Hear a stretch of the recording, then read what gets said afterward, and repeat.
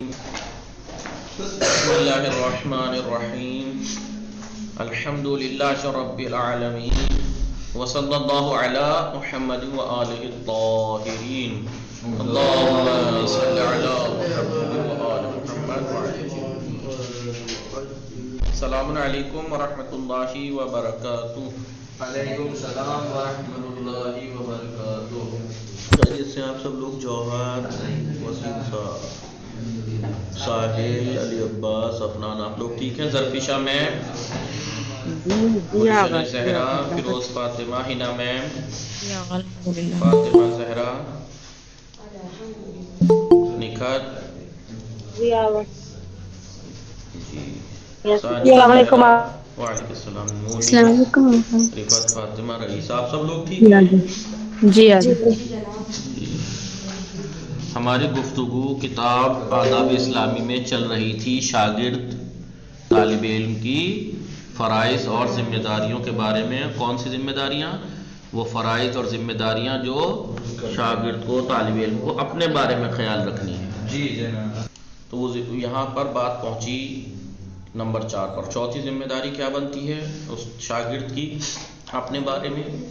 طالب علم کے لیے یہ بھی ضروری ہے کہ اپنی رائے پر اپنے استاد کی رائے کو ترجیح دے. جی، استاد کی رائے کو اوپر رکھے اپنی رائے سے، اور کسی بھی مسئلے میں اپنے استاد کو جاہل اور نادان نہ سمجھے.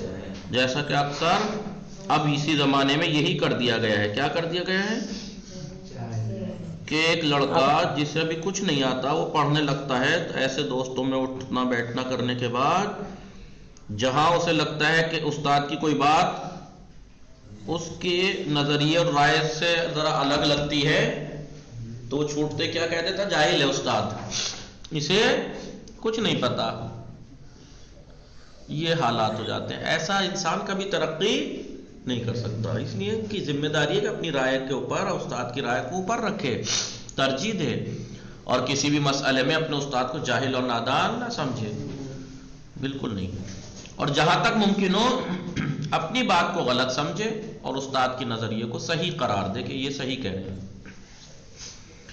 اس سے ایک جانب تو استاد کا احترام باقی رہے گا، اور دوسری جانب اس موضوع کے بہت سارے مبہم گوشے جو انسالوڈ چیزیں تھیں وہ سالو ہو جائیں گی، واضح اور آشکار. ٹھیک ہے؟ اور اگر بالفرض استاد کی بات غلط بھی ہو تب بھی اس کو دوسرے طلاب کے سامنے بیان نہ کرے کہ دیکھو اس کی یہ بات غلط ہے، دیکھو یہ کتاب میں، فلاں کتاب میں لکھا ہے. جیسا کہ نہ جانے ایسے کتنے علماء گزرے ہیں جن کا نظریہ ان کے استاد کے نظریے کی بالکل الٹا تھا. پرانے زمانے کے علماء جی کتنے ایسے ہیں جن کا نظریہ اپنے استاد سے الگ تھا کسی میٹر کے بارے میں. وہ مجتہد بنے، ان کا نظریہ ان سے الگ تھا، مگر جب تک ان کے استاد اساتذہ زندہ رہے انہوں نے صرف ان کے احترام میں اپنا نظریہ ظاہر ہی نہیں کیا. انہوں نے اپنا نظریہ جب تک ان کے استاد اپنے بکس میں ظاہر کیا. جی، اپنا نظریہ بعد میں جا کے ظاہر کیا.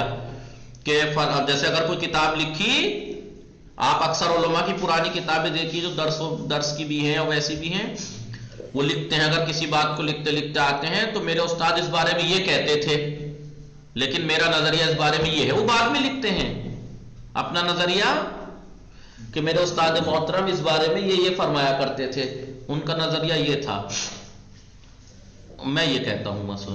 تو یہ بعد میں استاد کے احترام میں کبھی ان کے سامنے اپنا نظریہ اگر تھا بھی الگ تو ظاہر، حالانکہ الگ کا مطلب یہ نہیں کہ غلط تھا ان کا یا ان کا. ہو سکتا ہے ایک سبجیکٹ کے ایک یا ایک بات کے دو پہلو ہوں، یہ اس پہلو سے اس کو رائے کو مانتے ہوں، یہ اس پہلو سے مانتے ہوں. یعنی اپنا اپنا پوائنٹ آف ویو علیحدہ ہو سکتا ہے. جی اپنا پوائنٹ آف ویو الگ ہوتا ہے، لیکن استاد کے رہتے ہیں استاد کا نظریے کو اپنے اوپر، اپنی رائے کے اوپر ترجیح دے.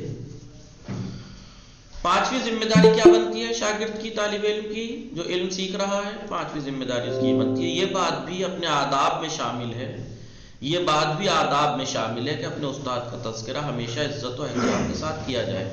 جب بھی کرے اپنے استاد کا ذکر کہیں بھی تو کیا کرے؟ عزت و احترام کے ساتھ، اور انہیں انہی القاب وغیرہ سے پکارا جائے، انہی القاب سے پکارا جائے جو ان کے شایان شان ہیں۔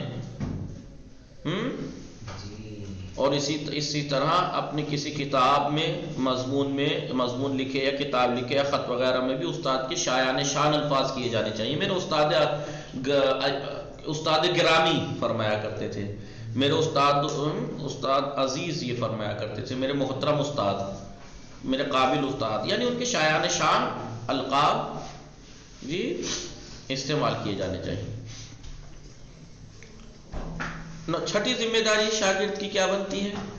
شاگردوں کے لیے، طلاب کے لیے، طالب علم کے لیے یہ بھی ضروری ہے کہ اپنے استاد کی زحمتوں کے قدرداں ہوں، یعنی استاد جو زحمت کرتا ہے اس کا شکریہ ادا کریں، قدرداں رہیں، اس کی محنتوں کو، بڑی محنت کر کے آتا ہے، محنت کر کے آپ کو سمجھانے کی کوشش کرتا ہے، بہت زحمتیں اٹھاتا ہے، اس کی زحمت کی قدر کریں اور حتی الامکان اس کی پریشانیوں میں اس کا ساتھ دیں، اور اگر وہ اس دنیا سے چلا جائے تو اس کے لیے دعائیں خیر کریں، اور اس سے وفاداری اور اس کی قدردانی کا سب سے بہترین طریقہ یہ ہے کہ اپنے آپ کو اس کی سیرت و اخلاق کے سانچے میں ڈھال لیں، اپنے آپ کو استاد کی سیرت اور اس کے اخلاق میں ڈھال لیں اور اسی کے مطابق زندگی گزاریں، ایسا بن جائے کہ استاد اگر دنیا سے چلا بھی جائے تو اس کی ساری باتیں شاگرد میں نظر آئے کہ ہاں بھائی دیکھیے ایسا تھا وہ استاد، یعنی اچھا استاد۔ اس لیے تو کہا ہے کہ استاد اچھے چنیے،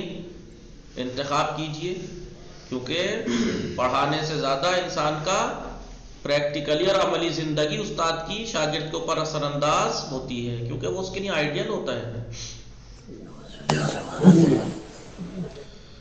ساتویں ذمہ داری کیا ہے؟ ساتویں ذمہ داری یہ ہے کہ درس کے علاوہ دوسری جگہوں پر بھی ضروری ہے کہ استاد کے لیے بہترین جگہ محفوظ رکھیں۔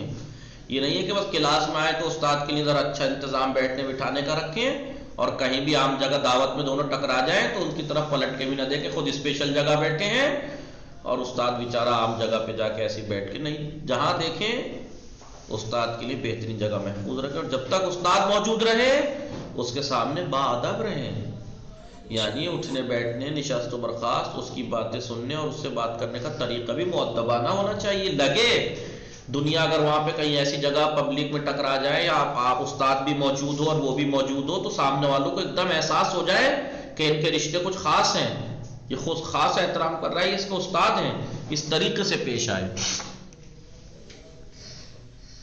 ٹھیک ہے۔ اس لیے کہ جب تک استاد، جو انسان اپنے استاد کا کبھی احترام نہیں کرتا وہ کبھی کامیاب نہیں ہو سکتا کہیں بھی جی۔ نمبر 8، اس بات پر توجہ رکھنا بھی ضروری ہے۔ 8ویں ذمہ داری کیا بنتی ہے؟ اس بات پر توجہ رکھیں کہ استاد کے جوش اور جذبے اور شوق و ولولے کا تعلق دراصل طلاب کے جوش اور جذبے اور ان کے ذوق و شوق سے مربوط ہوتا ہے۔ جملہ سمجھے؟ بات کون سمجھا اس دو لائنوں کو؟ استاد کے جوش، جذبہ اور شوق اور ولولہ، اس کا تعلق اصل میں طلاب کے جوش اور جذبے اور اس کے ذوق و شوق سے مربوط ہوتا ہے، یعنی جتنی دلچسپی لیں گے اسٹوڈنٹس اتنا وہ زیادہ اچھی طرح سے پڑھا سکے گا، سمجھا سکے گا۔ اگر طلاب شاگرد ایکٹیو نہیں ہے پڑھنے میں یا اس جو سبجیکٹ ہے اس میں شوق و ولولہ اور جذبہ نہیں رکھتے سیکھنے کا، تو آپ دیکھ لینا کتنے سبجیکٹ ایسے ہیں استاد آتا ہے چپ چاپ ایسے ہی پڑھاتا ہے، سمجھ آیا نہیں آیا سمجھا کے ایسے ہی چلا جاتا ہے، لیکن بعض سبجیکٹ میں دیکھیے گا بڑے ذوق و شوق کے ساتھ استاد پڑھاتا ہے، بورڈ پہ بھی لکھے گا، ادھر کی بھی باتیں بتائے گا، سائڈ سے اس سے مربوط اور باتیں بھی بتائے گا، زندگی کے اہم پہلوؤں پہ بھی نظر ڈالے گا، ہر طرف سے آپ کو جوش کے ساتھ، جذبے کے ساتھ اور پورے دل کے ساتھ پڑھائے گا۔ تو یہ مت سوچے گا کہ استاد جو ہے وہ فلاں سبجیکٹ بڑا، فلاں استاد فلاں سبجیکٹ جو ہے وہ سوکھے ہیں، روکھے ہیں، نہیں، وہ استاد کی کمی نہیں ہے، وہ شاگردوں کی کمی ہے۔ شاگرد ایکٹیو نہیں ہے، شاگرد جوش و ولولے کے ساتھ نہیں پڑھتے، کیونکہ جتنا شاگردوں کا جوش و ولولہ اور جذبہ ہوتا ہے اتنا ہی استاد بھی دکھاتا ہے۔ سمجھ میں آ رہی ہے؟ اب مثال کے طور پر پہلا گھنٹہ میں آتا ہوں، آپ لوگ پریکٹس کر کے نہیں آتے تو میں بھی خاموشی سے آپ پڑھیے، کیا ہوتا ہے؟ ہو جاتا ہے سر۔ کیوں؟ جب آپ لوگ جوش و جذبہ جتنا دکھائیں گے اتنا وہ دکھاتے ہیں. ٹھیک ہے, سمجھ میں آ رہا ہے؟ جی جناب. جی جی جی, پہلا گھنٹہ بھی میں ہی پڑھاتا ہوں, باقی دن میں اور رات میں بھی میں ہی پڑھاتا ہوں. فرق دیکھ لیجئے گا. جی, انسان تو میں ہی ہوں, بدلا تھوڑا ہی ہوں, یا میری معلومات بدل گئی؟ جی, لیکن نہیں, بات سبجیکٹ کو دیکھیے گا.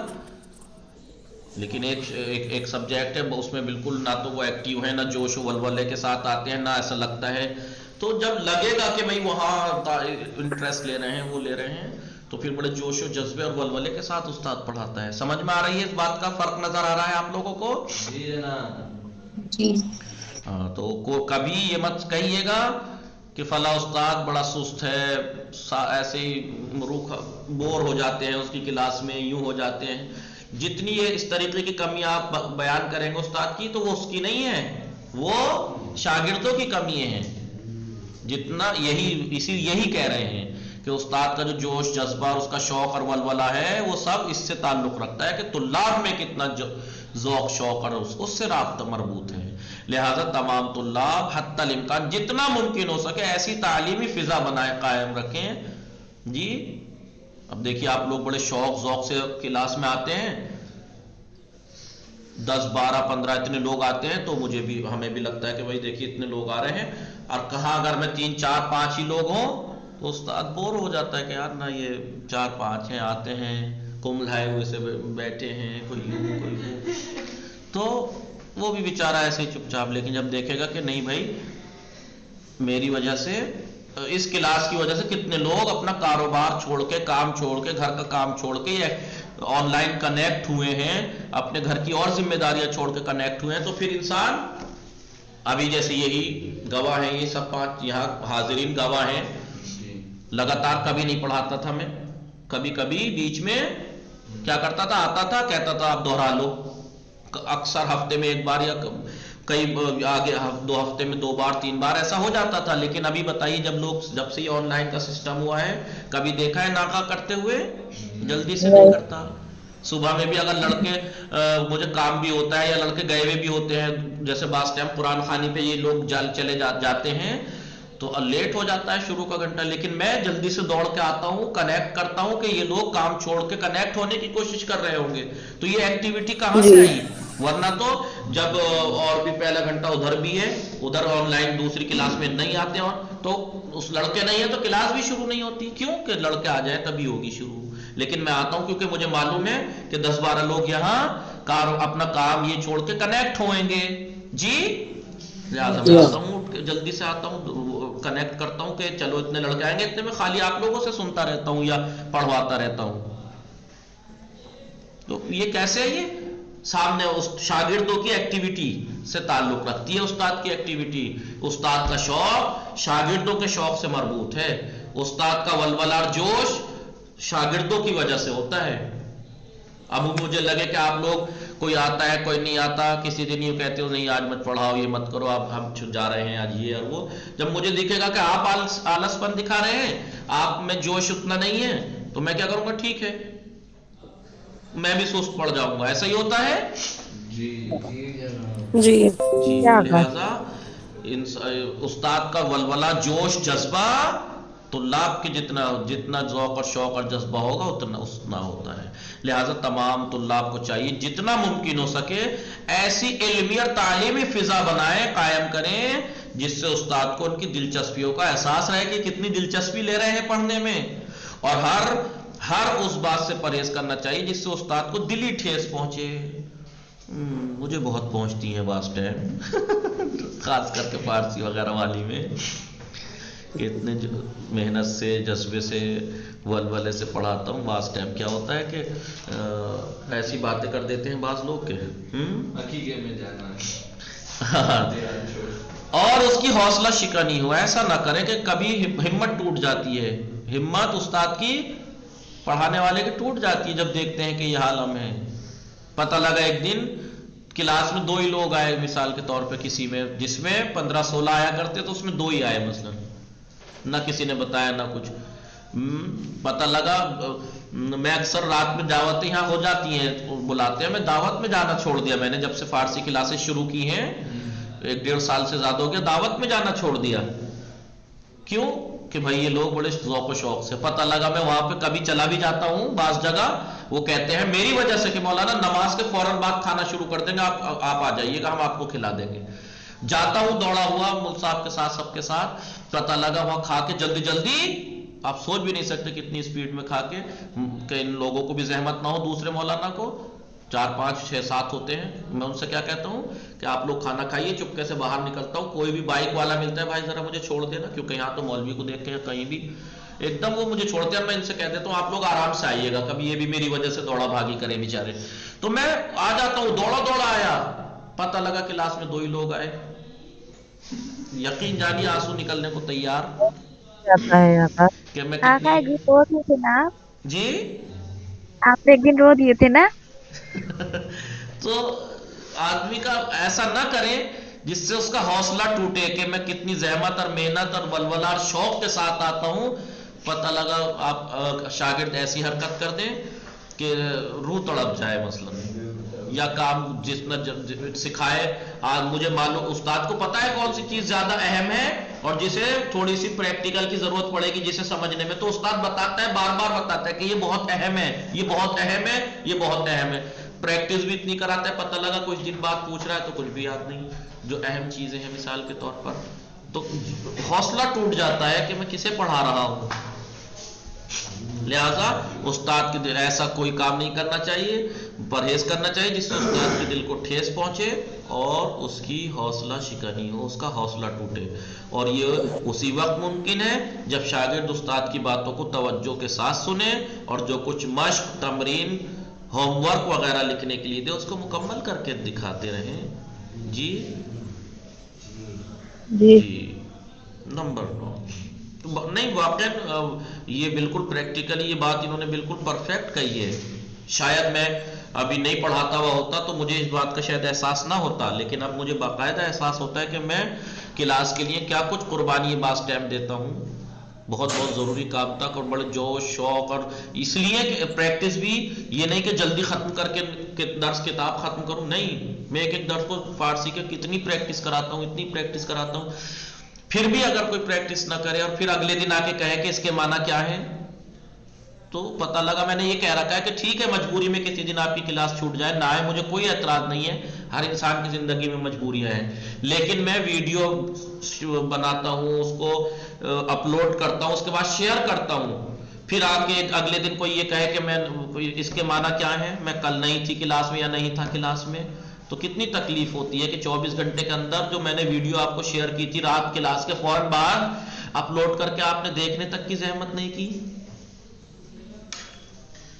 फिर ठीक है, मैं इसको नहीं कहता कि चलिए आप मजबूरी हर एक की जिंदगी में आती है, कोई बात नहीं है, मैं भी इस बात में कभी सख्ती नहीं करता कि क्यों नहीं आए थे और क्यों नहीं, हो सकता है, लेकिन एहसास जब होता है कि जब वीडियो कह रखा है कि बहुत अहम है छोड़ना मत, तो फिर आके अगले दिन कहें कि मैं नहीं थी, मैंने देखी भी नहीं, तो एहसास होता है कि 24 घंटे में क्या देख भी नहीं सके।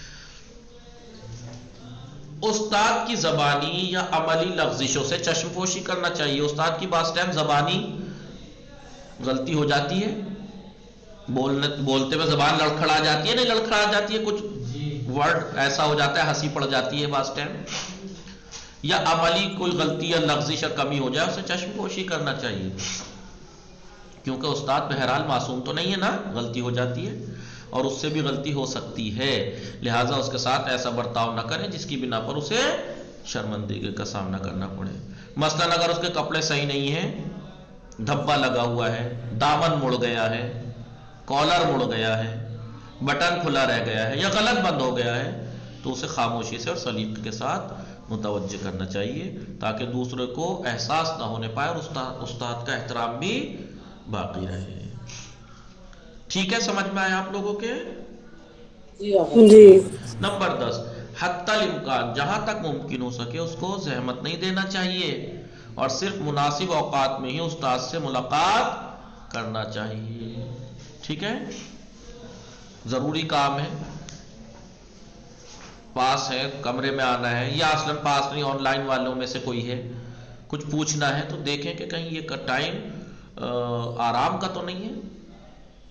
जी جہاں تک وہ ممکن ہو انہیں زحمت نہیں دینا چاہیے، صرف مناسب وقت میں ہی استاد سے ملاقات کرنا چاہیے، اور آرام یا گھریلو کاموں کے وقت اس کے گھر جا کر اسے پریشان نہ کرنا چاہیے۔ یہ اس درس کا تمام ہوا۔ خلاصہ کیا ہوا اس درس کا؟ تعلیم کے لیے کیا کیا چیزیں ضروری ہیں؟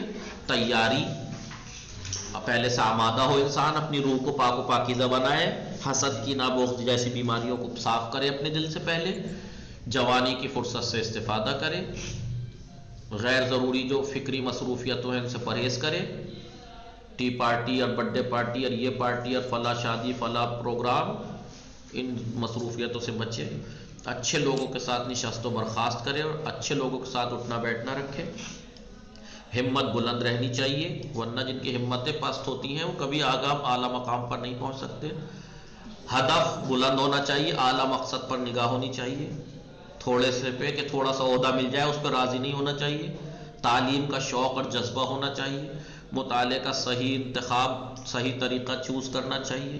یہ سب وہ چیزیں ہیں جن کی جانب طالب علم کو تعلیم کے آغاز کرنے سے پہلے دھیان دینا چاہیے، اور بہترین استاد کا انتخاب، استاد کی پدرانہ نقوش پر توجہ، اس کا جو نقش ہے، اس کا جو کردار ہے محبت والا، اس پہ توجہ رکھے، اس کے سامنے تواضع اور انکساری سے پیش آئے، اور اس کا شکریہ ادا کرنا بھی استاد کے بارے میں شاگردوں کے اہم۔ یہ اوپر والی ذمہ داریاں کون سی تھی؟ جو طالب علم کو اپنے بارے میں خیال رکھنی ہے۔ دوسری جو آخر میں ہم نے پڑھی وہ ذمہ داریاں ہیں جو طالب علم کے اوپر استاد کے مقابلے میں رکھی گئی ہیں کہ استاد کی بنسبت اس کی کیا ذمہ داریاں ہیں۔ ٹھیک ہے، یہ اس درس کا تمام ہوا۔ علم حاصل کرنے کی تیاری کس طرح کی جائے، یہ سب سوالات انشاءاللہ کل سے 10واں سبق پڑھنے کے بعد پھر 10 سبق کے شروع سے ہم نشان لگائیں گے۔ اوکے جی جناب۔ وصلی اللہ علی محمد وآلہ الطاہرین۔ اللہ السلام علیکم۔